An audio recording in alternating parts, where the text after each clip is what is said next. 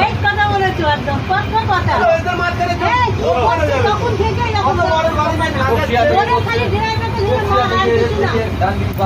ধরে মা ডান দিকে বাঁ দিকে করছে কোনো ধরিয়ে দেবো আকুল কাটে এত পেটে খিদে বাবা সকাল থেকে খেতে হয় রাত্রি খেয়েছিল এখনো তো ফোন কাটি সেই তো তোমার যাবার আছে তুমি যাও না আমি রাস্তা দিচ্ছি তো যাবার কি দরকার সেই তুমি রাস্তায় মাঝখানে লোক যদি না লেগে তাহলে তো পালিয়ে যাবে ও। সরকার বুঝে নেবে ওকে আমাকে কে বুঝবে ভীষণ অসভ্য আছে ড্রাইভারটা আবার নামিয়ে চালাবো তো বলে কি ঝগড়া করছে গাড়ি চালাবো ঠিক